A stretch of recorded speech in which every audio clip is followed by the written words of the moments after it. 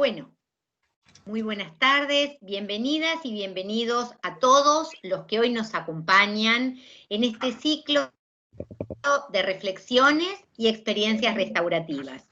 Ciclo pensado como consecuencia del desarrollo del segundo Congreso Latinoamericano de Justicia Restaurativa, que fuera organizado por la Defensoría del Pueblo de Santa Fe y por la Defensoría General de Lomas de Zamora, efectuado virtualmente en el pasado mes de junio de este 2020. Y es en este marco en el cual podemos pensar lo restaurativo en vinculación con la cultura del diálogo, la cultura de la paz y de los derechos humanos. Hablar de lo restaurativo nos propicia entonces una invitación prospectiva que busca justamente poner en juego las propias condiciones de la edificación cultural, de la complejidad, del sentido paradójico del ser humano y de las relaciones que establece consigo mismo, con los demás y con su estar en el mundo. El Instituto de Estudios Judiciales de la Suprema Corte de la Provincia de Buenos Aires auspició el segundo Congreso Latinoamericano de Justicia Restaurativa y hoy hace posible la realización de este ciclo de reflexiones y experiencias restaurativas, ante la necesidad de generar nuevos corpus teóricos, nuevos debates, nuevos pensamientos epistemológicos, filosofías restaurativas, así como también gestión de políticas de intervención que nos posibiliten avanzar en la construcción de sociedades más justas, más solidarias, más inclusivas, más humanas. Nuestro agradecimiento entonces. Y dicho esto, es muy grato para mí anunciar con el cariño y admiración que siento por ella, que el encuentro de hoy será coordinado por la doctora Margarita Cruz Torres. La doctora Cruz Torres es abogada, es maestra en Derecho Penal y doctora en Derecho. Actualmente se desempeña como profesora y como investigadora de la Universidad Autónoma de Querétaro, México. Es miembro de la Fundación Latinoamericana, Objetivo 16. Es miembro de la Red de Investigadores del Sistema de Justicia Penal y es miembro del Colegio de Abogados Penalistas del Estado de Querétaro. Coordinadora de proyectos de investigación en el diseño e implementación de estrategias de prevención social en la comunidad escolar. Le dejo la palabra entonces, doctora, muchísimas gracias. Muy buenas tardes. Muchas gracias, doctora Mariela Prada. Buenas tardes a todas y todos. Les saludo desde México. Muy buenas noches para algunos de ustedes que nos acompañan desde diversos lugares, desde los cuales nos unimos y nos sentimos muy cercanos con un objetivo común: promover la cultura de paz y la justicia restaurativa. Nos acompañarán en el panel del día de hoy distinguidos expertos, académicos, mediadores y representantes de organizaciones sociales, desde donde cada uno abordará el tema de lo restaurativo. El tema sobre el que nos compartirán el día de hoy sus experiencias y nos invitarán a la reflexión el día de hoy es el enfoque restaurativo y contextos sociales, aportes interdisciplinarios. Me es muy grato presentar en primer lugar, con la primera participación del día de hoy, al magíster Jan Smith del Instituto Internacional de Prácticas Restaurativas, quien nos presentará la ponencia Aplicación de las prácticas restaurativas en el ámbito escolar, bullying y violencia. Previo a ello, me permito compartirles una breve síntesis de su brillante trayectoria. Jan Smith es máster en Ciencias Políticas de la Universidad Católica de Lovaina, Bélgica, máster en Prácticas Restaurativas del International Institute of Restorative Practice, director y docente de posgrado, experto universitario en prácticas restaurativas de la Universidad a Distancia de Madrid y de la Escuela Española de Mediación y Resolución de Conflictos. Tiene más de 20 años de experiencia de trabajo con adolescentes y familias en situación de riesgo. Promotor desde el año 2002 de la justicia juvenil restaurativa en Perú y de prácticas restaurativas en Latinoamérica desde el 2010. Ha formado en prácticas restaurativas a miles de profesionistas en América Latina y en España. El proyecto de justicia juvenil restaurativa que lideró con Fundación Terre des Hommes Lausen en el Perú ha sido internacionalmente reconocido, siendo ganador en el 2009 del premio Weyland-Szyburski, otorgado por la Asociación Internacional de Jueces y Magistrados de la Familia y Juventud. Ha sido director de la revista Justicia para Crecer. Ha publicado artículos y un libro sobre prácticas restaurativas en el ámbito escolar en el marco de un proyecto internacional en Bolivia. Me es muy grato entonces dejar la palabra al magíster Jan Smith. Adelante. Bueno, muchas gracias Margarita y Mariela por esta introducción. Voy a cargar el PowerPoint.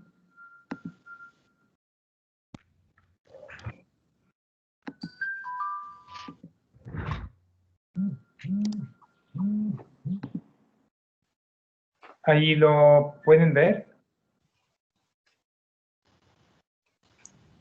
Todavía no, John. A ver. No, señor, todavía no, doctor. A ver, lo vamos a cargar. Buenas tardes, de Viedma, Gustavo, ¿cómo les va? Hola Gustavo, buenas tardes.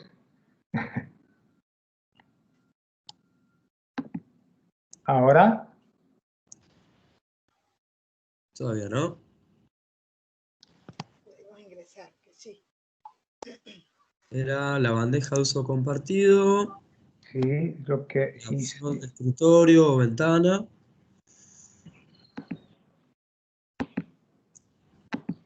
A ver, de nuevo lo voy a cargar.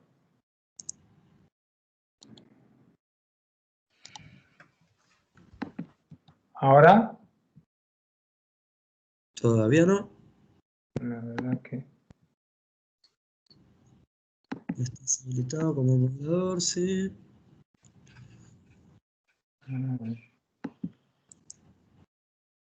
Si no, usa la opción de escritorio o toda la pantalla. Sí, mira. En el menú de uso compartido. A ver, una vez más. Punto. Qué raro, porque lo probamos justo antes. Sí, estaba perfecto. A ver, segundo. Voy a poner en grande ahí.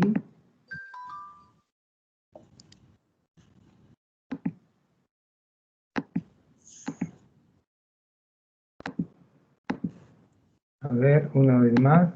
Cargando. Todavía no lo vemos. Yo mientras voy chequeando el mail, si lo tengo cuando mucho lo paso desde acá.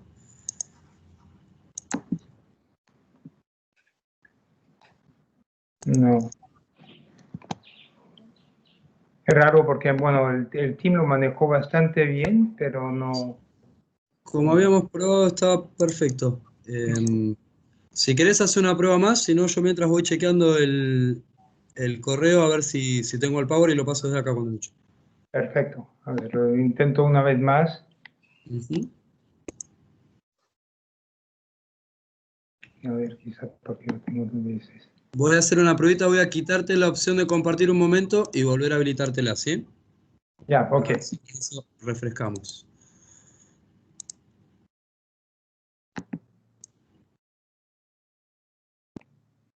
Ahí te deshabilité, dame un segundito, te vuelvo a habilitar.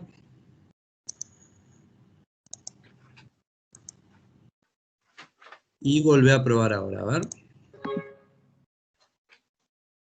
Ok.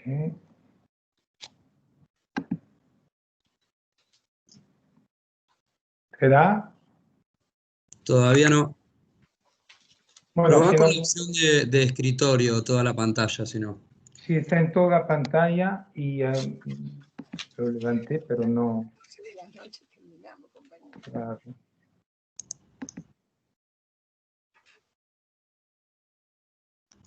comida tenemos, a ver. Vamos. Recuerden mantener silenciados los micrófonos.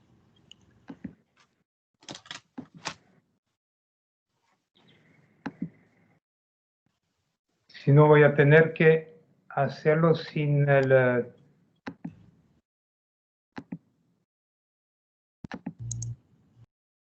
¿no? Margarita, mientras tanto te pido... Ah, acá me llegó de Mariel Prada el correo, perfecto. No lo ves todavía, ¿no? Todavía no. Si me das un segundito, puedes ir empezando. Yo te abro el PowerPoint desde acá y te lo voy pasando, ¿sí? Perfecto. Mientras tanto, hago una pequeña introducción. Álvaro. Bueno, perfecto. Bueno, muy buenas tardes. Disculpe por ese tema tecnológico, pero lo probamos unos minutos antes de entrar, todo estaba bien de la primera vez. Bueno, son cosas que se producen y, bueno, creo que lo podemos hacer sin ese soporte si no está, ¿no? Bueno, yo soy belga de nacionalidad, pero un belga bastante latinizado. Tengo en total 29 años viviendo en Latinoamérica y mi primer país fue Argentina, donde trabajé en Buenos Aires y en Mendoza. Tengo ahora 20 años en Perú, pero estuve en Guatemala, en El Salvador, en Nicaragua, en Venezuela, etcétera, ¿no?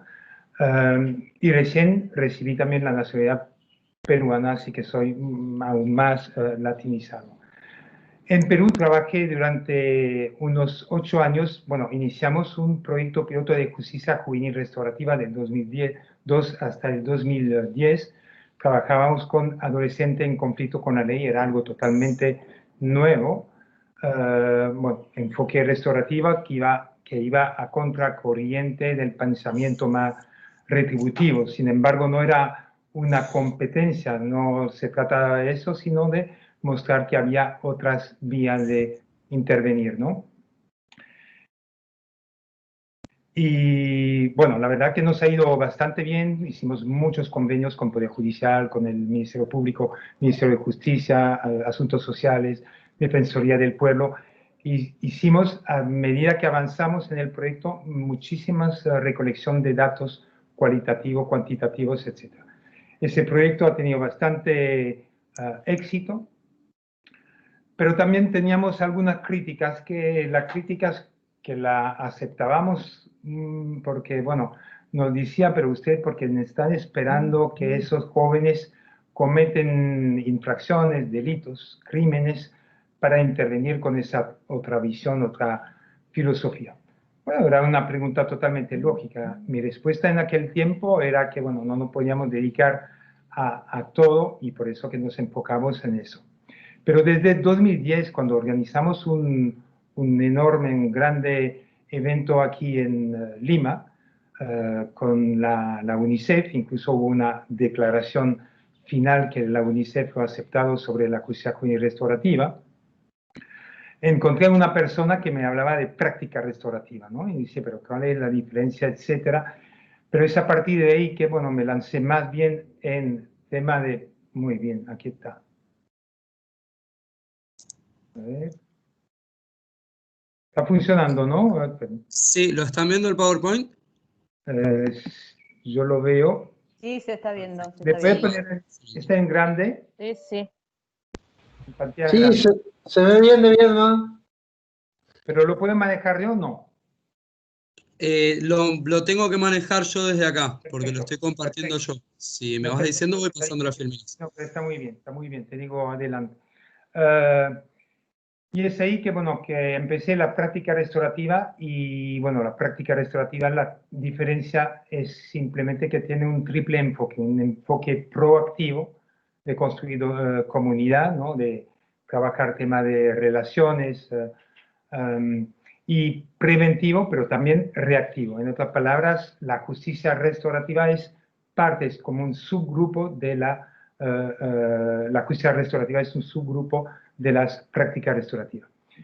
Y desde 2010 trabajo en varios ámbitos, judicial, comunitario, educativo, familiar, en el lugar de trabajo, etcétera, pero quizás un poco más en el ámbito educativo. Y entonces, bueno, voy a tratar de más bien enfocar esta vez un poco la práctica restaurativa en el ámbito educativo. Si puede pasar la siguiente diapositiva. Me fui, no sé si está ahí para pasarla. Sí, decime, estoy en la tercera diapositiva. Sí, la siguiente diapositiva. Que me fui en... Se ve siempre la primera. Sí, se ve siempre la misma. ¿No está pasando? Denme un segundito. No, no está pasando. ¿Ahora? Muy bien. Entonces me fui como muchos, buscando en Google con palabras diciendo, a ver, ¿qué es el profesor ideal? El docente ideal, perfecto. Encontré este dibujito, ¿no? Que como pueden ver dan algunas indicaciones de lo que es. No sé realmente quién lo hizo porque no había esa fuente. Busqué otro, la siguiente, y ahí encontré siguiente diapositiva, uno un poco más explicado que para mí me acerca más, no tan rápido, me acerca más al docente o la docente restaurativo, por ejemplo, que da voz a sus estudiantes, pero no solamente que le dé voz, pero también que se le escucha, ¿no? que tiene un diálogo con ellos, etcétera, etcétera, ¿no? Siguiente diapositiva. Ahí es algo que encontré de Chile 2004, de la UNICEF, que más bien es pregunta que hacen a sus alumnos, preguntando qué sería el docente, el profesor ideal, ¿no? Es interesante leer también lo que dice uno que enseña bien, que hacen clases interesantes, que por lo menos me quedo despierto, que transmite confianza, amable, etcétera, ¿no? Un trato igualitario con todos los alumnos. Interesante. Siguiente. Otra más que he encontrado es esta. Me imagino que quizás son algunos docentes que dijeron, no, nosotros lo que nos gusta son esos alumnos, alumnas que son activos, que participan, que cuestionan, que critican, etcétera. Y es verdad, todo profesor le gustaría tener ese tipo de alumno, pero también este tipo de alumno depende también del tipo de profesor que tenemos. Yo creo que no es que el alumno va a llegar así, si el profesor tampoco crea ese ámbito o esa relación para que el alumno actúe de esta forma. Siguiente. Entonces yo que trabajo tanto haciendo la siguiente, hago bastante capacitaciones en colegios, tanto públicos como privados, y me contactan uno o el otro, y cuando me contactan es porque hay un interés, han escuchado hablar y quisieran saber un poquito más, o por curiosidad, que en qué puede contribuir la práctica restaurativa. Algunos que están realmente motivados, director, directora, diciendo, quiero cambiar mi colegio, ya no quiero todos esos problemas, etcétera. Y hay unos escépticos que dicen que no creen mucho porque piensan que lo restaurativo es permisivo, es blando, pero sin embargo me contactan, ¿no? Y yo siempre trato de tener una cita con ellos, e incluso la cita que quiero con ellos es en el colegio, para que me cuente de su colegio, pero que podamos al mismo tiempo visitar, lo que me da la oportunidad de observar a los alumnos, hablar con unos profesores en el camino, etc., para tener algo un poquito más objetivo. Siguiente. Y muchas veces lo que me cuenta, cuando hablo cuáles son los problemas que pueden encontrar en un colegio, bueno, hay peleas, disputas entre los alumnos. Siguiente. Hay, siguiente, sí, hay, bueno, actos como, bueno, hurto, robo, cosas que desaparecen. El siguiente, bullying, como en muchos. Siguiente también. Casos de acoso, acoso escolar, bullying y también vandalismo. Aquí en los baños algunos alumnos aprovechan para hacer dibujo, criticar a uno o al otro, al profesor, etc., ¿no? Son lo que me está citando ahí mientras hacemos la vuelta del colegio. Siguiente. Silencien los micrófonos, por favor. No, es dentro de mi calle que pasa un vendedor de mandarina, creo. Disculpa, voy a tratar de hablar más fuerte. No, no hay problema. Queda mucho tiempo, lo espero, ¿no? Lo había invitado también a esa conferencia. Y luego hay los últimos que son profesores que realmente a veces que intentan, pero que quizás no tienen las habilidades y ya no pueden más, que finalmente los que gestionan la clase son los alumnos.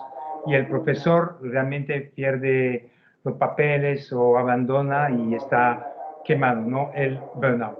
Son más o menos cosas que me cuentan cuando me contactan, ¿no? Siguiente. Entonces yo le pregunto, pero ¿qué quieren ustedes? ¿Qué desean? ¿Qué quisieran? ¿No? Entonces, muchas veces lo primero es, a ver, si nos pueden enseñar cómo podemos gestionar esos conflictos. Otros van un poco más allá, diciendo cómo podríamos prevenir esos conflictos, pero también cuando lleguen, saber gestionarlo. Los conflictos son parte de la vida humana, no es que un momento nunca tendremos conflictos. Son parte de nuestra vida. Por supuesto, todo lo que podemos hacer para tener lo menos posible, mejor sea, ¿no? Pero que llegarán, ¿no? Y otros dicen, aparte de eso, nosotros lo que queríamos es cambiar el tipo de relaciones que tenemos en el colegio, porque hay relaciones a veces tóxicas o complicadas entre los alumnos y los profesores, entre los profesores mismos, entre los profesores y los padres de familia, es decir, un montón de relación un poco complicada, ¿no? Y algunos me hablan de cómo podemos hacer con algunos, no me gusta esa expresión, no me gusta para nada, pero alumnos problemáticos. Es muy estigmatizador etiquetar el problemática, ¿no? Prefiero hablar de alumnos que están pasando por problemas, etcétera, ¿no? Y es ahí que para mí es una oportunidad de mencionarle, usted ha escuchado hablar de colegios o de ámbitos con una cultura restaurativa. Y dice, no, pero ¿de qué se trata eso? ¿De qué se trata? Entonces trato de explicarle unos cuantos minutos, ¿no? Siguiente. Y eso es la imagen de un colegio con cultura restaurativa. Es simplemente un colegio donde todas las relaciones son claves, son importantes.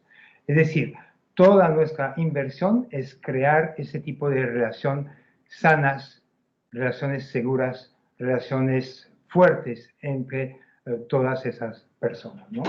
Siguiente. Entonces, cuando hablamos de este tipo de relación, es la relación entre los alumnos y su docente. Pero también, siguiente, podéis ir más rápido, las relaciones entre también los docentes, porque no es porque hablamos de docentes, el docente a veces tiene incluso a veces más problemas entre ellos que los propios alumnos, hay que reconocer también. No siempre, pero pasa eso. Siguiente. Siguiente diapositiva, entre los docentes, entre los estudiantes, y podemos seguir entre los docentes y los padres de familia, etc., ¿no? Entonces, es cómo trabajar eso, se lo voy a decir luego, pero sería cómo podíamos mejorar ese tipo de relación. La siguiente, cuando trabajamos eso, que enfocamos realmente nuestro trabajo en mejorar esas relaciones, vamos definitivamente a encontrar mucho menos tensiones y conflictos, problemas, etc.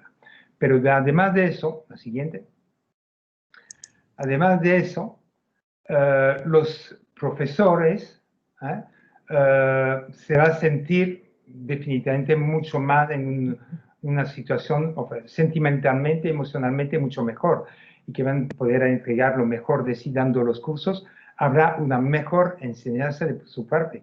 Habrá mucho menos problema a gestionar durante que dicta la clase o que participa con sus alumnos.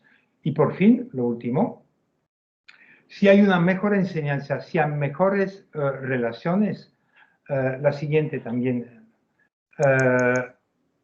habrá un mejor aprendizaje, ¿no?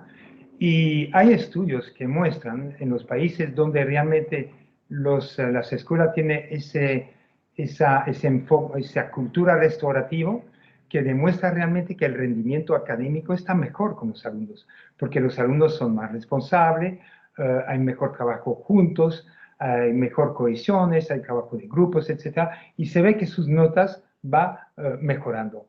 Los profesores se sienten mejor, finalmente es eso. Cultura restaurativa puede ser más que eso, pero quería por lo menos dar una idea. 20 minutos es corto para tocar el tema. Siguiente. Entonces, ¿qué es? Me pregunta, pero restaurativo. ¿Pero qué es restaurativo? Restaurativo sería más o menos esas 4 cosas.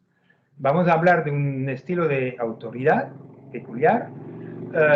Vamos a hablar de un proceso, justo voy a entrar en detalle. El diálogo, tener diálogo con sus estudiantes, pero no cualquier tipo de diálogo, sino un diálogo restaurativo y tomar en cuenta los sentimientos, crear espacios donde las personas pueden expresar sus sentimientos, que sean positivos o que sean negativos, que sean agradables o desagradables, es muy importante.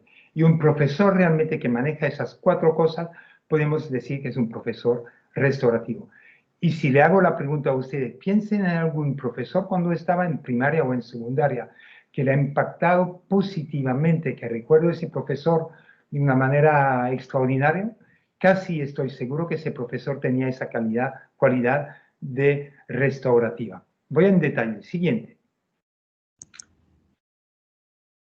Docente restaurativo es alguien que va a considerar justamente que para mí la relación, mis relaciones con los docentes es muy importante, pero con mis colegas, con los padres de familia, con cualquiera, ¿no? Siguiente. Lo que va a hacer ese profesor es, la relación no se construye de un momento al otro, hay que construirla y hay herramientas para construir. Yo trabajo muchísimo con los círculos, es decir, poner los alumnos o cuando trabajo con el profesor en círculo, porque el círculo, la forma del círculo es comunidad, es igualdad, es crear o promueve la confianza, la seguridad, la responsabilidad, porque estamos todos expuestos y todos tenemos algún conocimiento y experiencia que tenemos que compartir entre cada uno, ¿no? Entonces es alguien que considera, que promueve ese tipo de conexión. Siguiente. Y es un profesor que crea las conexiones y hay algo que digo que es siempre muy importante. Podemos dar curso, un tema de curso sobre la historia de Argentina, de Perú, de cualquier otro país, ponerse en círculo y partir del conocimiento, de la experiencia de los alumnos, de lo que han leído, de lo que le ha contado, y no que sea un curso tal cual como lo hago ahorita, algo magistral, que parece que yo soy el que sabe y usted no sabe nada. No se trata de eso, pero muchas veces los profesores han sido así, por lo menos en mi tiempo. Hoy poco a poco la cosa va cambiando, pero creo que podría ir mucho más allá, ¿no? Partir así, hacerlo realmente participativo, darle voz. Siguiente.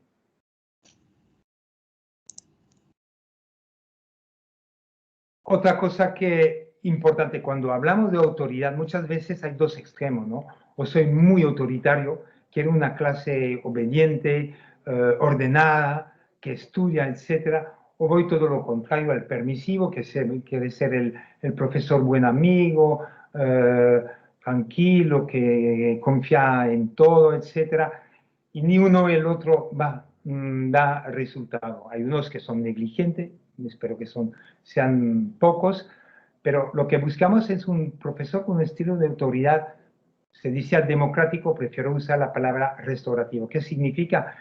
Que ese profesor debe enfocarse sobre 2 ejes muy importantes, que es un alto control, es decir, tener disciplina, saber poner límites, tener expectativas, ¿no? Que los alumnos participan, hagan sus deberes, pero al mismo tiempo es necesario también que ese profesores apoya a sus alumnos, les motiva, les acompaña, les orienta, les dé afecto.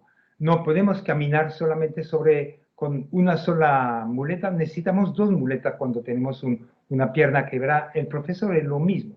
Si quiere esa autoridad es de alto control, pero siempre con alto apoyo, ¿no? Si doy solamente el apoyo, soy un permisivo. Si doy alto control, soy solamente autoritario, ¿no? Punitivo. Siguiente. Lo siguiente es, bueno, ya lo dije, ¿no? A partir de la experiencia, el conocimiento de sus alumnos. Hoy los alumnos son muy retadores, saben muchas cosas y a veces ponen al docente en situaciones más complicadas, ¿no? Lo otro importante, trabajando en ciclo, es muy importante también de pedir a sus alumnos, de preguntar a sus alumnos sobre sus sentimientos.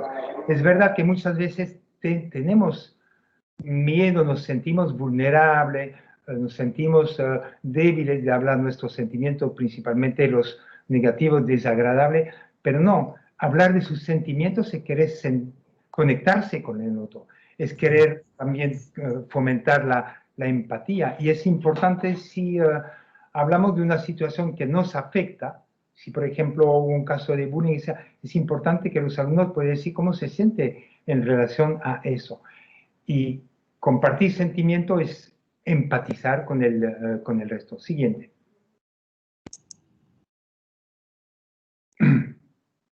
Y luego lo que quiero es que los docentes deben ser socráticos. Sócrates era una gran persona, a pesar que Sócrates nunca dio curso, nunca dio conferencia, ni ha escrito ningún libro, pero Sócrates era un artista, tenía el arte de hacer las preguntas y hacer las buenas preguntas a sus alumnos. Y un profesor debe ser socrático lo más posible, es decir, hacer las preguntas a sus alumnos, pero preguntas que le empujan a reflexionar, preguntas que le empujan muchas veces que sea el alumno que responda incluso a su propia pregunta. Es decir, si por ejemplo un alumno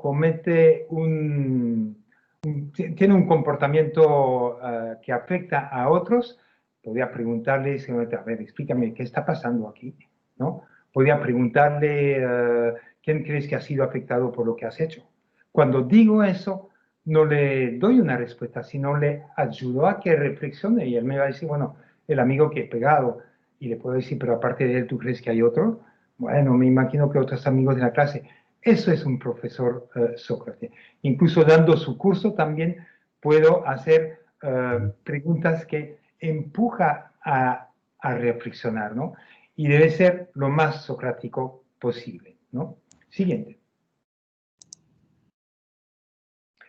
Bueno, eso es lo que le comentaba, la diferencia cuando hablamos de justicia restaurativa, es otra manera de ver, de hacer la justicia, ¿no? El tema de responsabilidad, reparación, reintegración, etcétera. Ya se consumió el comportamiento indebido, violento, etcétera. Es otra manera de intervenir. En salud pública, tengo una formación también en salud pública, diríamos que es una prevención terciaria, porque evita muchas veces la reincidencia.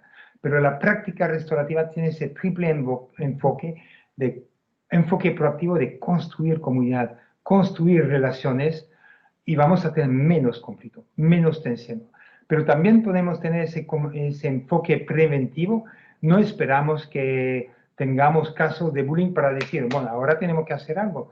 Al contrario, porque no nos sentimos en círculo con nuestros alumnos y hablamos de eso. No que le voy a dar un curso magistral, pero que saben de eso, qué es para ellos el bullying, qué son los actores, qué papel tiene cada actor, ¿no?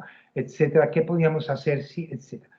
Que se sientan ellos partícipe, que pueden aportar en base a sus propios conocimientos.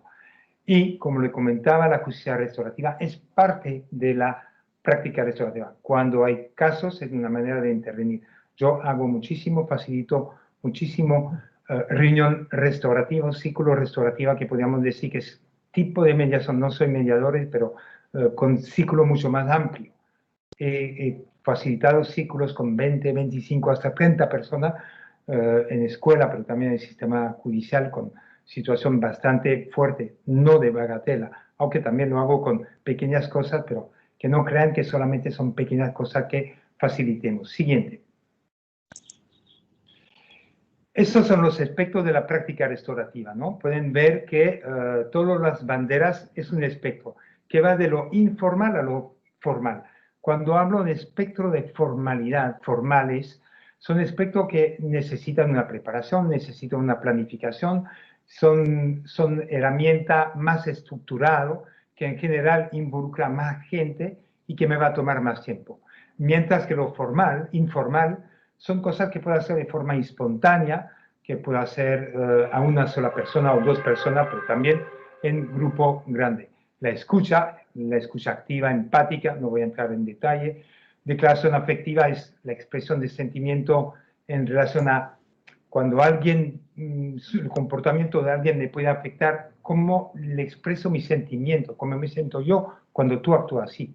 Ahí entra también la comunicación no violenta, que es fantástico dentro de la práctica restaurativa. El diálogo ya lo he comentado, saber hacer la pregunta, confrontar también a nuestros estudiantes frente a comportamiento inadecuado, pero con preguntas de tipo restaurativa. Los círculos, etc. Y la reunión restaurativa, que son, bueno, Restorative Conferencing, ese encuentro. Siguiente. Y terminaré, para no abusar, honestamente, cuando hay una directora que está interesada en a ver si podemos formar nuestro personal en práctica restaurativa, le digo una cosa, lo más importante, la base de todo, realmente es crear esas relaciones. Y por eso tenemos que aprender realmente a hacer ese tipo, emplear ese tipo de escucha activa empática, esa comunicación no violenta, hacer los diálogos restaurativos. Siguiente, un montón de nuestro tiempo debe ser invertir en eso, hacer círculos, pero los círculos proactivo, preventivo, ¿no? Son los círculos que crea comunidad, que nos hace conocer, que nos permite relacionar. Si hacemos eso, le garantizo que vamos a ser mucho menos bomberos de apagar los incendios, es decir, de apagar los conflictos. Vamos a tener mucho menos. Siguiente. Círculos proactivo, pero reactivo, porque ahí un círculo reactivo es cuando, por ejemplo, hay una situación que afecta al grupo, al aula. Por ejemplo, si hay poder de grupos, 3 grupos bien definidos en el aula, eso va a crear un daño que afecta al aula. Y es un momento, por supuesto, es una herramienta formal, la tengo que preparar, la preparo y propongo de hacer un círculo donde la persona puede hablar qué está pasando, cómo nos sentimos con eso, cómo nos afecta, y al final, ¿y ahora qué hacemos para arreglar esa situación, ¿no? Y finalmente, lo último es la reunión restaurativa cuando realmente hay un conflicto entre una o dos personas, o 2 o 3 personas, o el bullying, si será el bullying, por ejemplo, sería de preparar una reunión, pero preparar de forma muy seria, es totalmente voluntario, pero un encuentro entre el acosador, el acosado, cada uno viene acompañado de su comunidad de afecto, que puede ser familiares, amigos, otros profesores, etc. Hice ese tipo de reunión con más de 20, 25 personas en el círculo, 2 horas y media, 3 horas, pero no saben el resultado que tiene.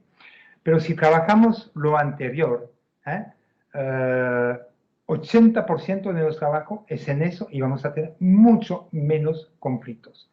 Y tendríamos, como lo ven aquí sobre los costados de las pirámides, 10, 15% del tiempo y podemos capacitar a unas personas para manejar muy bien ese tipo de círculo reactivo y reunión restaurativa para trabajar ese tipo de conflicto. Y la ventaja es que nos vamos a sentir mejor, no solamente los alumnos, sino los profesores y los padres de familia. ¿Y qué les puedo decir? Bueno, me encantaría que puedan visitar algunas escuelas donde trabajo, República Dominicana, en España, en Perú, en Ecuador, que está trabajando fuertemente el Ministerio de Educación en ese tema. Y le agradezco muchísimo, espero que no he sobrepasado el tiempo. Gracias. Muchas gracias, doctor Jan.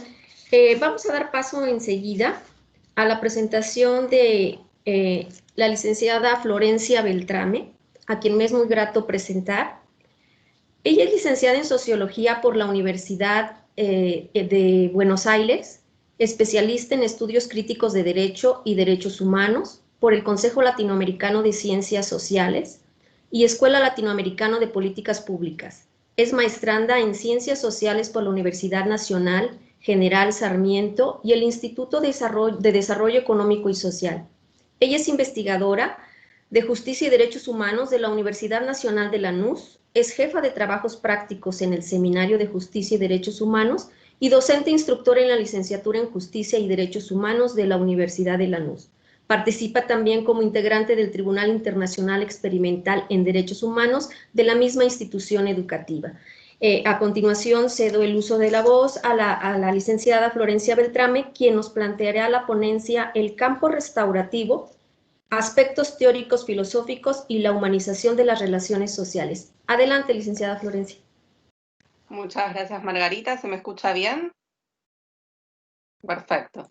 Bueno, en primer lugar agradecer a la Defensoría del Pueblo de Santa Fe, al Instituto de Estudios Judiciales de la Suprema Corte de la Provincia de Buenos Aires y a la Defensoría General de Lomas por la organización de esta jornada. Con la Defensoría desde la Universidad Nacional de Lanús venimos desarrollando varias capacitaciones en justicia restaurativa que han tenido, la verdad, bastante impacto y bastante éxito dentro de la universidad, pero también a los agentes judiciales de los distintos organismos de la zona y también así con otras universidades del conurbano. A diferencia de la ponencia anterior, que me gustó mucho, el sentido práctico, la aplicación práctica de lo que es lo restaurativo, yo voy a hablar un poco más desde la teoría. Voy a articular como algunas corrientes que me parecen que nutren, que dan herramientas para pensar lo que es la justicia restaurativa, en realidad la filosofía restaurativa y el concepto de campo restaurativo. Concepto de campo que recientemente fue debatido en un artículo elaborado por el doctor Bauché, la doctora Mariela Prada y María Ángeles Pesado, toman el concepto de campo de un sociólogo que es Bourdieu, para pensar lo restaurativo como un proceso dinámico que articula distintas filosofías, prácticas, saberes, agentes e instituciones. En este sentido, pensar al campo como espacio social permite incorporar algo tan importante como es las relaciones sociales y las prácticas sociales. Entonces, en esta teoría lo que vemos es un aspecto constructivista, sin por eso desconocer, porque Bourdieu tiene toda una teoría también de lo que es la estructura de poder adentro de los campos sociales, por eso también va a hablar de los distintos capitales, capital social, capital simbólico, capital cultural, y la distribución y las luchas por los significados sociales dentro de ese campo. Pero lo que me interesa destacar es este aspecto tan importante, cómo influyen las prácticas de los actores, y en este sentido también otro concepto interesante que nos propone Bourdieu es el concepto de hábitus, entendido como esas prácticas, esos sistemas de disposiciones que están internalizadas en los agentes y que, digamos, determinan determinados modos de pensar y de reflexionar sobre el mundo y sobre las prácticas sociales. Esta relación entre hábitus y campus lo que cristaliza es un sentido práctico, y en este sentido práctico encontramos ese componente subjetivo que aportan los agentes y que es fundamental.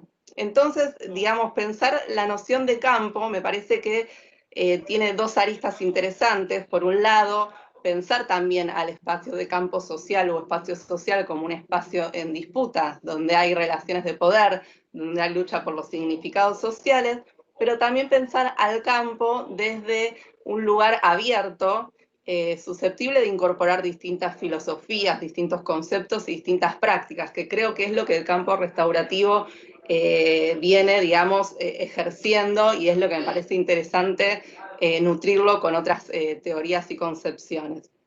Otro autor que también me parece interesante, también del campo de la sociología, es Foucault.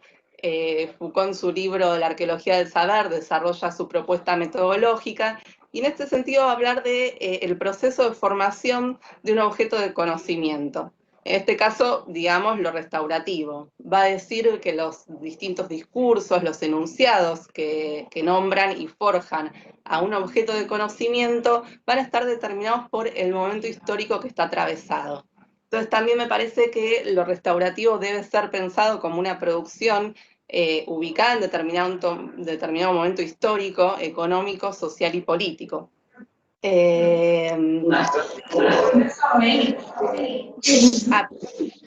Pensé que me preguntaban algo, como que se interrumpió la conexión. Bueno, continúo. Ahí se escucha, ahí está. ¿Se escucha bien? Sí. Perfecto. Sí, perfecto, sí. Bueno, y ya específicamente, no me voy a adentrar en Foucault, que tenemos como para hablar largo y tendido, y me quiero limitar al tiempo que me dieron. Vincular también a lo que es el campo restaurativo, parte de una mirada interdisciplinaria, y en este sentido me parece interesante el cruce con la sociología como disciplina.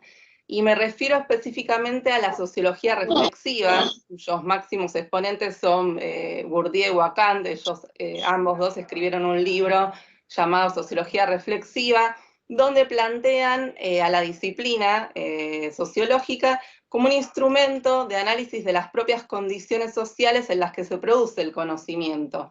Ellos definen a la sociología como una forma de ver al mundo particular, y me parece que lo restaurativo también en definitiva es eso. La filosofía restaurativa plantea una forma particular de ver al mundo basada en determinados valores. Valores que fueron mencionados por el ponente anterior, como la empatía, la confianza, la responsabilidad, el respeto, digamos, esos valores que subyacen a la filosofía restaurativa y que van a nutrir a la justicia restaurativa, en definitiva. Por otro lado, me parece interesante, y sigo abriendo aristas, pensar en la rama de la sociología que estudia los conflictos sociales, y es la sociología del delito. Yo considero y sostengo que la filosofía restaurativa y la justicia restaurativa comparten el mismo enfoque, porque lo que plantea la sociología del delito es un desplazamiento en la mirada y no pensar los problemas sociales a través de la categoría del delito, sino como conflictos sociales. Como conflictos sociales que denotan una ruptura de lazos sociales y una herida social que ocasiona esa ruptura. También se problematiza, digamos, lo que es el delito. El delito siempre no significa lo mismo el delito hoy, sino que, digamos, es también una construcción social, donde por detrás de esa construcción hay luchas por los significados, por su significado jurídico y social. Entonces este desplazamiento me parece que otorga una mirada crítica y que apuesta a reparar esa herida social, digamos, cometido el conflicto social, el delito. ¿Qué pasa con eso? Digamos, ver las partes afectadas en ese conflicto desde una mirada autocompositiva. Y pensar otro tipo de soluciones pacíficas para tratar las problemáticas sociales, y me parece que repensar los modos en que se castiga y la efectividad de los modos en que se castiga. Foucault también escribió el libro Vigilar y Castigar, donde hace una reflexión crítica sobre la prisión, y va a decir la historia de la prisión es la historia de su fracaso. La institución de la prisión no nació con fines socializadores. Entonces también repensar la efectividad hoy en día, las condiciones carcelarias hoy en día, y cuáles son los fines y los objetivos, y pensar modos más pacíficos de resolución. Claramente estamos atravesando una crisis del sistema tradicional de tratamiento de los conflictos o del delito. Y también, vinculado a esto, pensar un poco esto de que yo pongo en el título de la ponencia, que es la humanización de las relaciones sociales. Y acá me parece interesante citar al filósofo Emmanuel Levinas, de origen lituano, después nacionalizado francés, para pensar, digamos, estos dos puntos en que la filosofía de Levinas y la filosofía restaurativa se articulan, y es pensar una transformación cultural individual y colectiva, pensar lo humano de las relaciones. Pensemos que Levinas estuvo en un centro de concentración en Alemania, y al vivir ese horror y al vivir la deshumanización en carne propia de las relaciones humanas, hizo después toda una teoría relacionada a recuperar e intentar humanizar los modos de vincularnos. Lo que va a decir Levinas, que el ser es un sujeto ético, que la relación con el otro está atravesada por la responsabilidad ética infinita y desinteresada que antecede a la idea misma del yo. En este sentido va a decir que el encuentro con el otro nos interpela como sujetos y va a plantear un nuevo modo de subjetividad. Por eso también cité, digamos, su experiencia personal, porque claramente de acá viene su teoría. Va a decir que la relación con el otro es la relación fundamental, que la ética es la filosofía primera y que nos obliga a asumir compromisos de hospitalidad y valores de empatía hacia el otro. El sujeto se va a pensar desde su dimensión relacional y constituido por esta relación con el otro. Esta responsabilidad mutua que tengo hacia las demás personas y mi rol en la sociedad es el sentido del humano. Para Levinas, pero creo que la filosofía restaurativa comparte esos valores, aboga por relaciones más humanas, aboga por un sentido autocompositivo en los conflictos sociales. Si el eje central, digamos, en la teoría de Levinas es la dignidad humana, creo que en la filosofía restaurativa es un punto fundamental lo que es la dignidad humana, y abogar por modos pacíficos, dialógicos de resolución de conflictos. Sobre todo en un contexto de sociedades altamente polarizadas y altamente con altos grados de desigualdad social, donde la ideología neoliberal apuesta a esa lógica del éxito individual. Me parece que, y acá voy a citar a Fernando Díaz Colorado en alguna de las charlas que dio últimamente en este ciclo, que él va a decir que es en las grietas de la crisis del sistema actual de justicia, que es donde la justicia restaurativa se presenta como una alternativa humanizada y diferenciada que apuesta a la paz social. Bueno, me parece que estoy bien con el tiempo, así que con esto cierro. Cedo la palabra al próximo exponente. Muchas gracias, licenciada Florencia. A continuación vamos a escuchar a la doctora Elba Costa y al maestro Pablo Suárez. Las ponencias es una ponencia conjunta, nos hablarán del proceso de facilitación y del abordaje multiagencial a partir de un homicidio en barrio de Ludueña Sur en la ciudad de Rosario.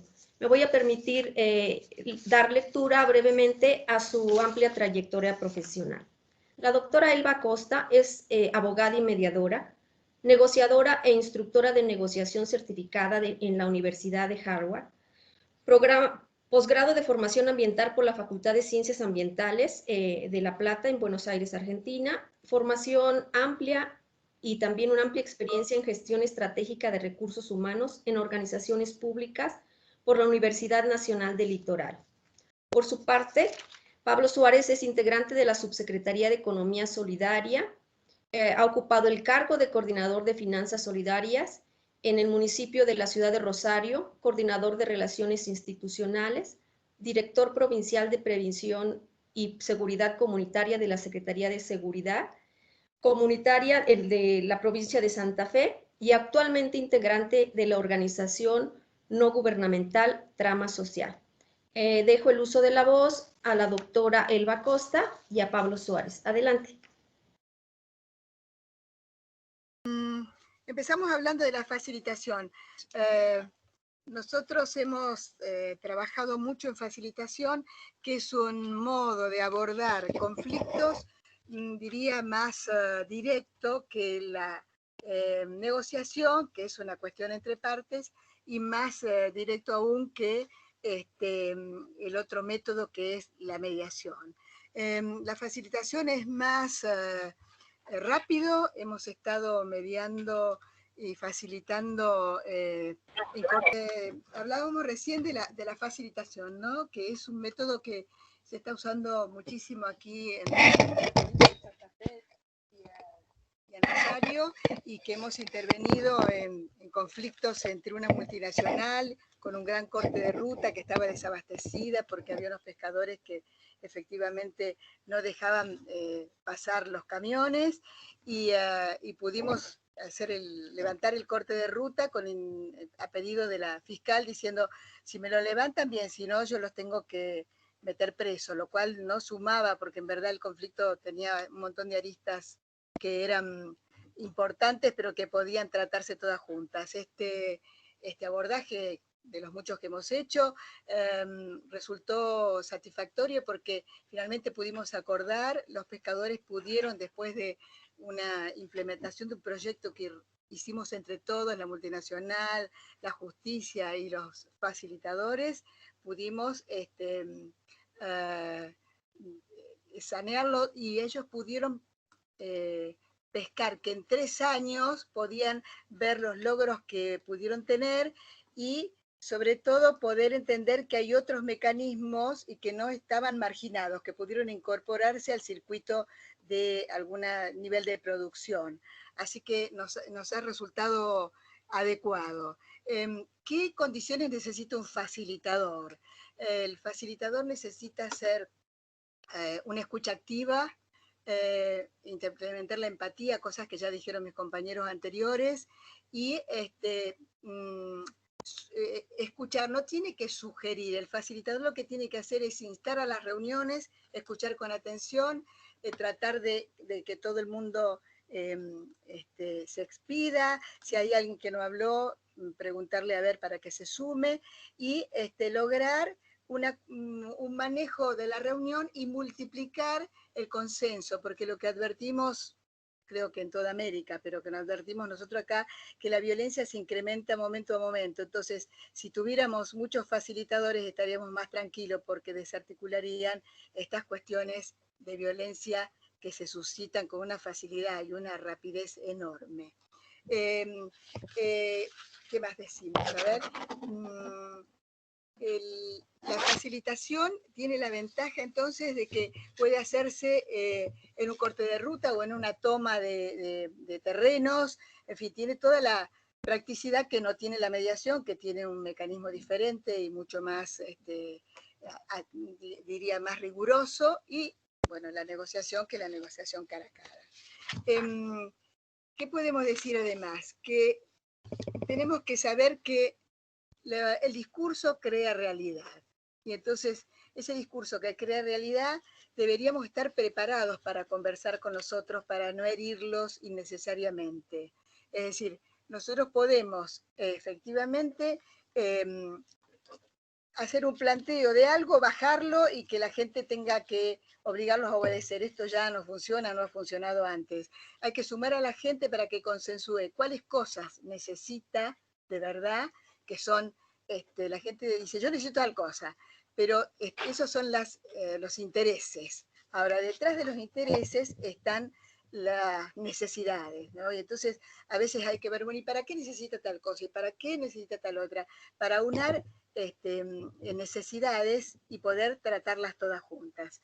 Esto también nos ha resultado beneficioso a nosotros porque hemos podido pactar con gente que estaba peleándose todo el tiempo, incluso ocupándose terrenos, y pudimos, una mañana álgida, pudimos pactar efectivamente que se le iban a arreglar algunas de las casas que efectivamente el Estado podía hacerse cargo y digamos, y no tener que acudir a la justicia. Este discurso que crea realidad depende de cada uno de nosotros qué queremos decir. Es decir, uno debería ser más tranquilo cuando habla con nosotros, es decir, cuando vos decís tal cosa, ¿qué querrías decir? Es decir, porque uno cree que el otro dijo algo y por ahí nos enojamos y todavía no ha dicho absolutamente nada como para ofendernos. Entonces tendríamos que estar mucho más calmados, mucho más tranquilos, escuchando.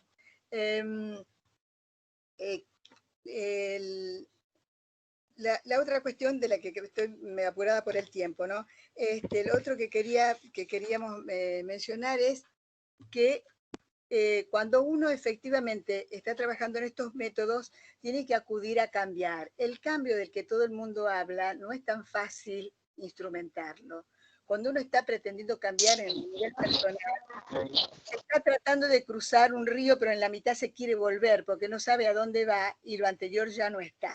Entonces trabajamos mucho en facilitación con tratar de implementar el cambio, que no sea vertiginoso, que no sea invasivo, pero que sí efectivamente podamos ser capaces de instrumentarlo y cumplirlo. Y nos produce el cambio, uno cuando va a pretender cambiar algo, primero niega, no puede ser que me esté pasando, después me enojo porque esto me pasa a mí, después regateo, bueno, al fin no fue tan grave. Y finalmente, en las otras dos etapas, uno puede empezar a cambiar, pero siempre con cierta reserva, porque efectivamente el cambio nos pone muy nerviosos. Lo otro que queríamos decir es que para hacer cambios efectivos, que sean consistentes, nosotros deberíamos estar preparándonos y no sintiendo que efectivamente nos están invadiendo. Ahora, para hacer estos cambios que nosotros pretendemos y que efectivamente hemos logrado en la facilitación, ver logros de verdad cuando la gente los sostiene en el tiempo, ¿qué nos pasa efectivamente? Que interviene la emoción. Y a nosotros no nos han enseñado en la escuela primaria, secundaria, universidad, que la emoción determina de alguna manera la acción, lo que vamos a hacer. Entonces, tomar en cuenta cuando armamos un proyecto, es decir, que las emociones tienen mucha importancia y que efectivamente debemos escucharlas, tenerlas en cuenta, aunque por allí nos haga sentir triste en un momento determinado. Pero bueno, es decir, debemos hacer ese ejercicio porque si no escuchamos las emociones y las negamos, somos unos necios y además no podemos producir cambios sociales que sean importantes. Entonces, cuidado con esto, estemos con la cuestión de las emociones como muy importante, y aprendamos. Mucha gente dice, no, yo soy una escéptica y a mí es el método lo que me sirve. Y en verdad los métodos sirven, pero las relaciones humanas son fundamentales en nuestras vidas y en la vida de los otros. Y en un momento como estamos atravesando hoy, la importancia de las relaciones humanas se multiplican. Finalmente lo que quería decir, porque después seguimos charlando con lo que Pablo diga y demás, si tenemos tiempo, hay un autor que me ha deslumbrado, que se llama Sánchez Boda, un uruguayo, que habla de que estamos siendo, que no somos. Entonces, si estamos siendo, podemos ser mejores. Entonces, ese es el planteo de comienzo, y ahora habla Pablo, y después, si nos sobra tiempo, hacemos un abordaje juntos. Bueno, a continuación voy a proceder a hacer el relato de un abordaje multiagencial sucedido a partir de un homicidio en el barrio Ludueña Sur de la ciudad de Rosario. Esta presentación gira en torno a la historia de Mario, un pibe de 24 años que sumó apenas un número en las estadísticas de las muertes violentas de jóvenes de los sectores populares de nuestra ciudad, pero dejó una profunda huella en todos los que seguimos intentando llegar a tiempo, en todos los que fuimos testigos del aprecio que había cosechado entre sus pares y en la comunidad. Mario y su familia eran conocidos por todos en el barrio Ludueña Sur. Él, que ya había formado parte de otros dispositivos, intervenciones y demás estrategias de contención, en el 2018 formaba parte del programa Nueva Oportunidad, una propuesta integral de capacitación y trabajo que incorporaba también una mejora en sus ingresos económicos y un acompañamiento más cercano en la construcción de su trayectoria de vida. Mario fue asesinado en agosto de ese mismo año. El pibe, al que se lo atribuyen, tenía 15 años y había compartido con él las calles de ese barrio, que una vez más atestiguaba la máxima expresión de la circulación y concentración de diferentes tipos de violencia. De hecho, sus respectivas familias vivían a escasos metros y, como muchas otras familias del barrio, habían compartido el recorrido por los mismos espacios e instituciones: la escuela, la canchita de fútbol, el centro de convivencia barrial, el centro de salud. Compartían inclusive la participación en la misma comunidad religiosa. Eran familias tan hermanadas por sus condiciones de vida que algunos de sus miembros compartían en una unidad penitenciaria el alojamiento en un mismo pabellón. Otra cosa que compartían eran las vicisitudes de una vida signada por la pobreza estructural y las viviendas precarias débilmente levantadas entre los ramales del ferrocarril y la escasez de todo tipo de servicio. En este contexto se produjo el homicidio de Mario, el tuerto, como le decíamos con afecto los que habíamos construido alguna confianza con él. Disfrutaba ejercer su oficio, era técnico de sonido e iluminación. A medida que la noticia de su muerte recorría el barrio, resurgía el temor por la probable escalada de violencia. Los comentarios cruzados entre las familias involucradas y otros tantos que llegaban desde el propio servicio penitenciario confirmaban eso que parecía inevitable. El diagnóstico de la situación incrementaba la preocupación por las jóvenes vidas en juego que surgían en los numerosos puntos de encuentro entre las familias. Era el mismo barrio, pero también la misma escuela, el mismo centro de salud, la misma canchita de fútbol, el mismo centro de convivencia barrial. En aquellos momentos el panorama se tornaba cada vez más oscuro, más sombrío, más intenso para todos los actores de la comunidad que escuchábamos en uno y otro lugar que había que generar el escarmiento. Dolor por dolor. Que paguen con sangre y con fuego. Que la sangre y la venganza corra también por la cárcel. Del temor compartido surgió entonces la ineludible necesidad de generar una respuesta conjunta. La comunidad religiosa, la escuela, el centro de convivencia, los de seguridad comunitaria, los de desarrollo social, los del centro de salud, todas y todos nos propusimos acompañar el proceso de ambas familias. También fue necesario coordinar cada paso con las intervenciones del sistema de justicia penal, lo cual se logró con la Fiscalía de Homicidios del Ministerio Público de la Acusación, pero también con la Dirección Provincial de la Niñez y la intervención de Juzgado de Menores. Solo así, con todos los actores institucionales y de la comunidad involucrados en la desesperada búsqueda de evitar más dolor, se logró contener a ese joven niño que se había ido del barrio y permanecía escondido en la casa de un familiar. El vínculo y la empatía generada con la abuela, la madre y una tía posibilitó a dos integrantes de comunitaria a acompañarlas para destrabar la resistencia del padre a presentar al chico en el juzgado de menores. Esta intervención conjunta con el grupo familiar del joven niño para conectarlo con la jueza de menores y contenerlo en un lugar de resguardo junto a la mamá, y la comunicación efectiva de este hecho al grupo familiar y demás allegados de Mario, quienes al mismo tiempo se encontraban acompañados y contenidos por la comunidad religiosa, por los integrantes del Nueva Oportunidad que sostuvieron el diálogo con los compañeros de Mario. Todo esto permitió disminuir las tensiones y la pulsión de venganza. Todo esto permitió trabajar el duelo. Todo esto permitió, en definitiva, que primara en el barrio la voz de la familia de Mario, neutralizando los comentarios de venganza y nucleando a los más reacios en torno al salón parroquial. De esta manera transcurrió el tiempo eterno hasta que el Instituto Médico Legal hizo entrega del cuerpo. Luego de las exequias, los equipos territoriales se dispusieron al armado de una estrategia global para abordar los dos grupos familiares. En ese momento se podía vislumbrar cómo el entramado institucional convergía en torno a la idea de la multiagencialidad, de los diferentes actores y equipos, integrales pero también integrados.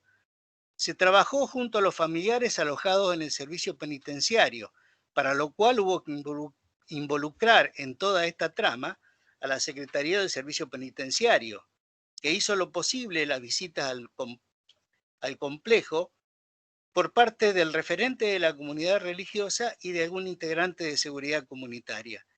Era urgente y necesario sostener esa relación directa con quienes podían ejercer más violencia en y desde la cárcel para que luego se expandiera por el barrio. Sin embargo, a pesar de la sinergia entre los diferentes actores de la comunidad e institucionales, en el barrio, en la cárcel, con los amigos y con las familias, a pesar de todo ello, llegaron las amenazas y otros actos intimidatorios entre ambas partes. Parecía que una vez más la circulación de violencia desatada haría caso omiso a los intentos de contención.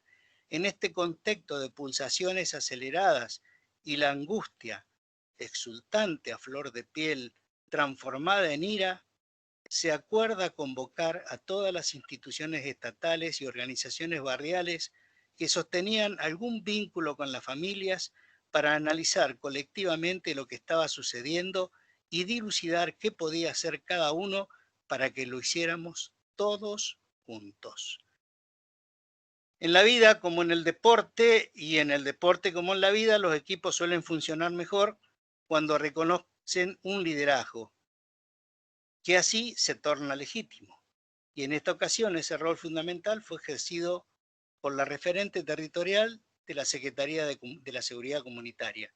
En forma simultánea se desarrollaban las acciones con cada grupo familiar. Por un lado se acompañaba en el duelo a la familia de Mario, procurando sostener un vínculo que posibilitara descomprimir cada intento de escalada en la venganza.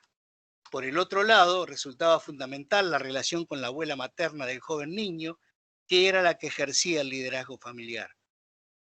Durante los periódicos encuentros con ambas familias, fueron identificándose posibles liderazgos positivos y negativos. Fue un proceso que llevó varios meses, en el que se atravesaron distintas situaciones conflictivas y que exigieron la permanente implementación de herramientas de mediación y pacificación. Finalmente se logró acordar el encuentro de la mamá de Mario con la abuela y la madre del menor. Se hizo bajo el amparo del Estado, con la participación de referentes de promoción social, del programa Nueva Oportunidad y de seguridad comunitaria. El objetivo inicial era que el encuentro les permitiera conocer cara a cara, sin intermediarios, la interpretación que cada una hacía de lo sucedido. Lo que efectivamente sucedió en ese lugar superó las expectativas de todos los involucrados en este largo proceso, cargado de esfuerzos, frustraciones y pequeñas grandes victorias. En ese encuentro surgió, sin que fuera exigido, el pedido de disculpas. También emergieron el dolor expresado entre lágrimas, los relatos sobre cómo se vieron trastornadas las dinámicas familiares y cómo esto había afectado a todos sus integrantes. Los referentes institucionales, artífices del encuentro, impensado un tiempo atrás, se limitaron a atestiguar el marco de absoluto respeto y entendimiento. A modo de cierre, se destaca en primer lugar el abordaje de los procesos involucrados en la circulación de violencias mediante herramientas no punitivas, orientadas en el fortalecimiento de los factores protectores y en la construcción de una cultura de paz. Asimismo, se remarca que esto no hubiera sido posible sin la formación y capacitación, tanto en aspectos teóricos como prácticos, en mediación comunitaria, a través de un convenio entre la Defensoría del Pueblo de la provincia de Santa Fe y el Ministerio de Justicia y Derechos Humanos de la Nación, en resolución pacífica y transformación de los conflictos, realizada con la Dirección de Desjudicialización de los Conflictos Interpersonales del Ministerio de Justicia y Derechos Humanos de la provincia de Santa Fe, a cargo de la doctora Eleonora Vilés y la doctora y profesora Marta Pailet, integrante de la Casa de la Paz Cultura y asesora de la Organización de Naciones Unidas, en interrupción de violencias lesivas con la organización no gubernamental mexicana Cauce Ciudadano y finalmente por los conocimientos adquiridos en las experiencias compartidas a partir de la invitación a formar parte de este movimiento de justicia restaurativa. Muchas gracias. Bueno, como verán, es un trabajo enorme lo que han hecho acá los compañeros y además un aprendizaje para todos, ¿no? De cómo se puede trabajar la violencia para que no se produzca. No sé si tenemos algunos minutos más para contar alguna otra experiencia.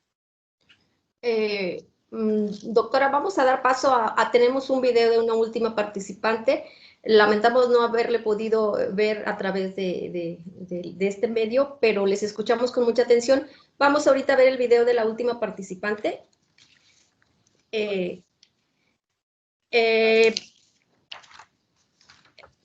La licenciada Camilia Estigarribia de Argentina, ella se encuentra en República Dominicana.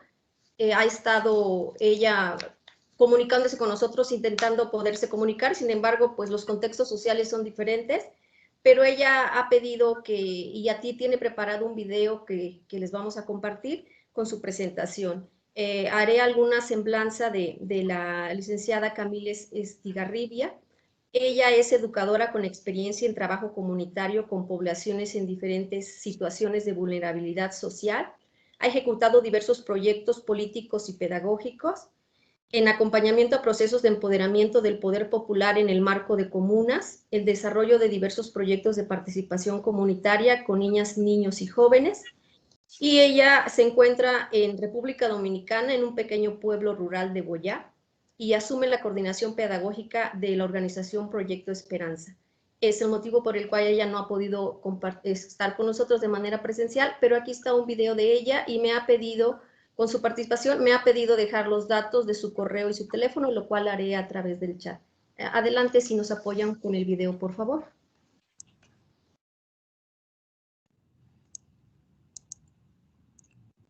Confirmame si lo están viendo. Hola, buenas tardes o buenos días, el horario que sea en este momento. Mi nombre es Camilia Estigarribia, soy de Argentina.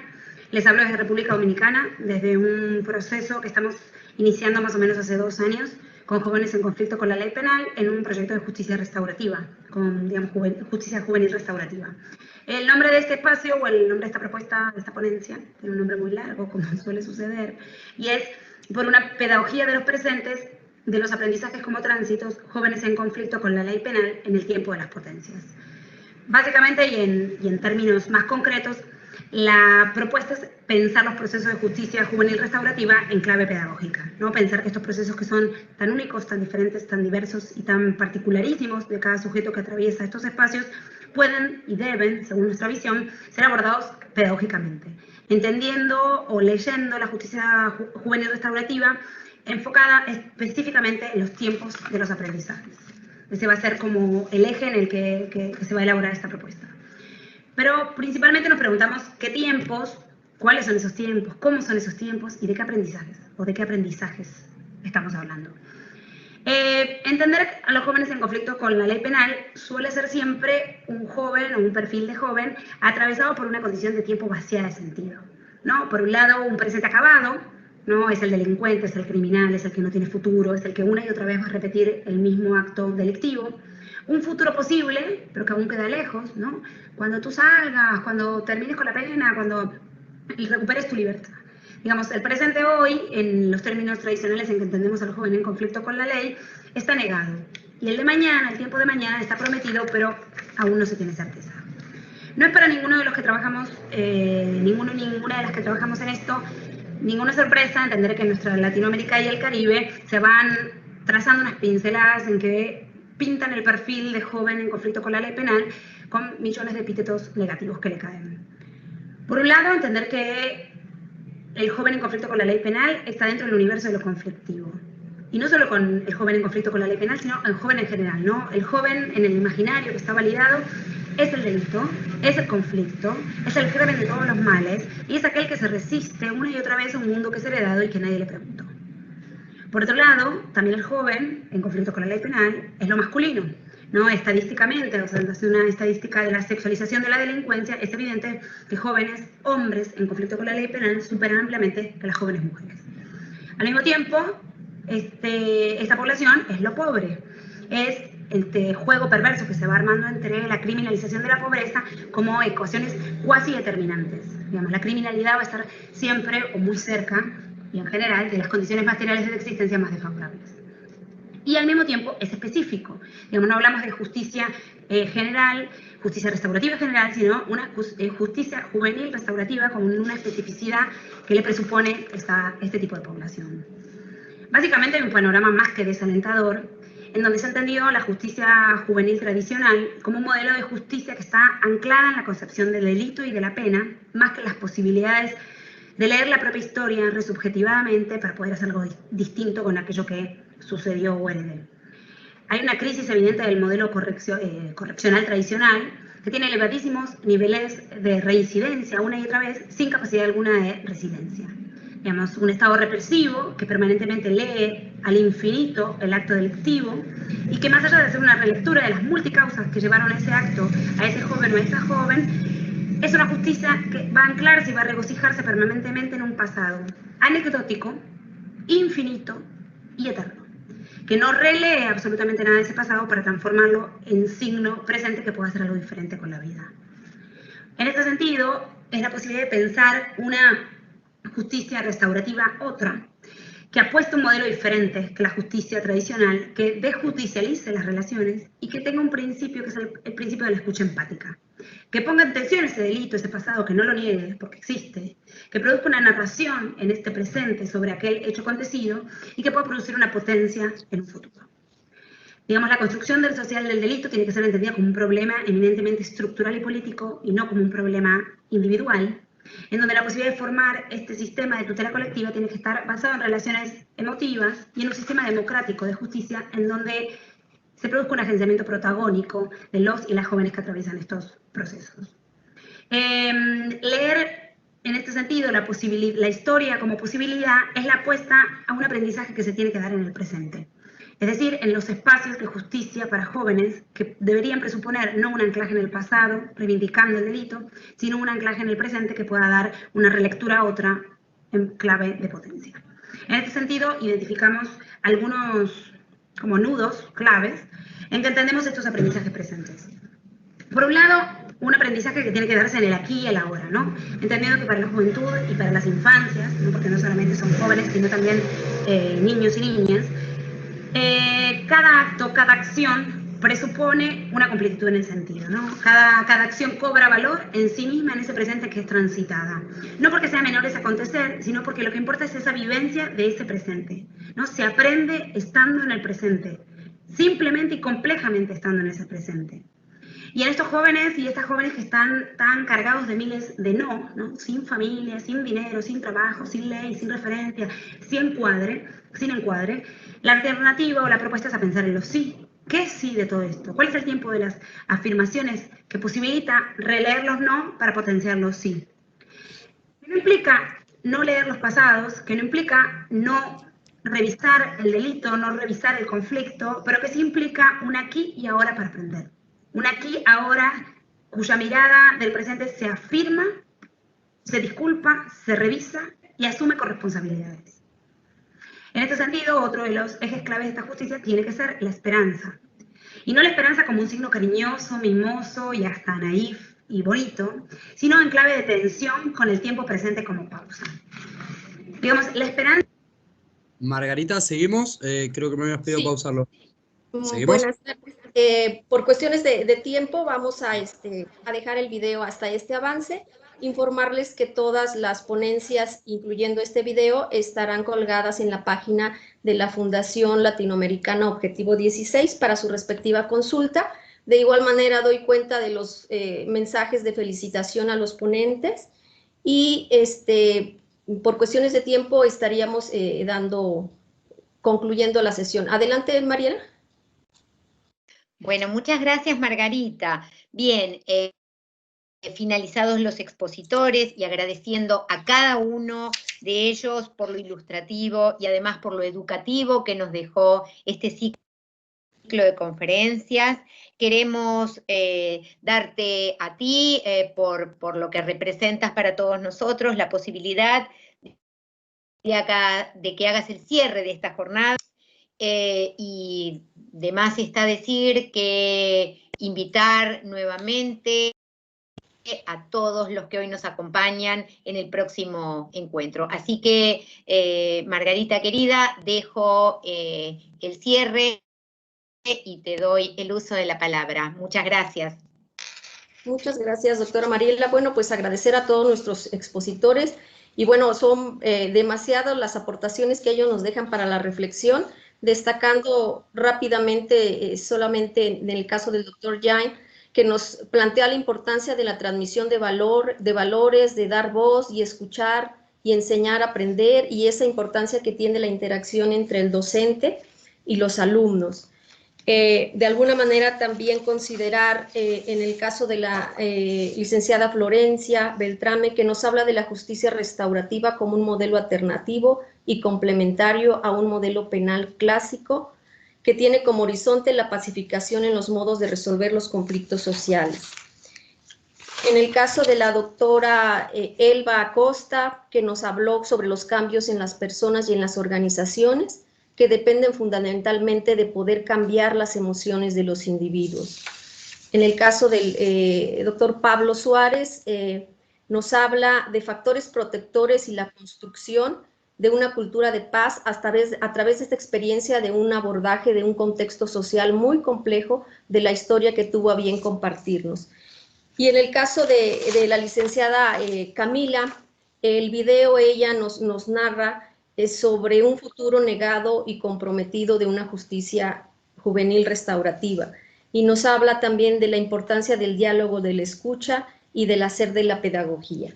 Reitero que las ponencias estarán en la página de la Fundación Objetivo 16 y pues agradecer a las instituciones auspiciantes, al Instituto de Estudios Judiciales de la Suprema Corte de Justicia de la Provincia de Buenos Aires, a la Defensoría General de Lomas de Zamora, a la Defensoría del Pueblo de la Provincia de Santa Fe, agradecer a todos nuestros expositores sus valiosas aportaciones y se encuentra por ahí el doctor Germán Bauché, que quizás quiera hacernos alguna reflexión antes de invitarles a la siguiente jornada del jueves 10 de septiembre, que será el tema de buenas prácticas restaurativas y modelos de intervención. Bueno, buenas tardes para todos. Nada, muy contento por todas estas reflexiones que se vienen haciendo, que tienen como todos tipos de reflexiones, sus desprolijidades, pero sus grandes riquezas. Me parece maravilloso los textos que se han invocado, ¿no? El texto de vigilar y castigar no solamente tiene la dimensión de lo que comentó Florencia, sino también la posibilidad de decirnos que estos principios del derecho procesal, que hicieron que el derecho procesal sea dogmáticamente un derecho público en donde la víctima ni el victimario tenían posibilidad de intervención, nos dice Foucault que son un invento, una creación del hombre realizada en un tiempo determinado por unas cuestiones de conveniencia económica, para poder fortalecer el crecimiento de los estados. Y que como esos principios nacieron en un momento por determinada situación, este es el momento de empezar a decir que esos principios pueden ser volcados, cuestionados y dejados de lado y favorecer las soluciones autocompositivas. Creo que en ese sentido hubo otra persona que sumó a esta idea de las soluciones autocompositivas la posibilidad de trabajar a través de los silencios de la legislación. Ella habló de grieta, pero nosotros podemos decir que podemos trabajar muy bien las prácticas restaurativas y las soluciones autocompositivas, trabajando los silencios de las legislaciones, y no necesitamos que nos digan cómo restaurar, sino que podemos hacerlo y favorecer las soluciones pacíficas de esa forma. Me parece, agradezco a Elba, a Pablo, a Florencia, a Camila, y agradezco también a la institución Casa Paz Cultura, que siempre está presente, por supuesto a Marta y a Leonora, ¿no? A mí siempre me llama a reflexión los mensajes y la propuesta de paz que hace Ikeda, un líder de la Soka Gakkai, que es una organización laica budista, donde en el año 2005 no solamente proponía un torbellino de diálogo, sino que traía a colación, y esto lo quiero manifestar, en una parte muy chiquitita, ¿no? Las palabras del poeta Tagore, que creo que es hindú, si no me equivoco, Tagore, ¿no? Que decía algo así que lo posible pregunta lo imposible. ¿Dónde vives, imposible? Y este le responde, en los sueños de los inútiles. Quiero decir que para todos los demás, no solamente soñar, sino realizar lo imposible, es absolutamente posible. Con esto les agradezco nuevamente y los esperamos en la próxima reunión. Y te cedo la palabra, Margarita. Muchas gracias. Muchísimas gracias y bueno, pues agradecemos al doctor Germán Bauché, defensor general de Lomas de Zamora. Agradecemos a todos nuestros expositores que nos hicieron favor de acompañar, el doctor Yen también que nos apoyó, y agradecemos mucho su participación y los esperamos la siguiente jornada, el próximo jueves 10. Les reitero, la invitación es para el tema Buenas Prácticas Restaurativas y Modelos de Intervención. Les agradecemos mucho su participación. Hasta luego y muchísimas gracias. Y una sola cosa, me olvidé de mencionarlo a Chance, pero también se lo agradezco. Muchísimas gracias a todos. Hasta la próxima.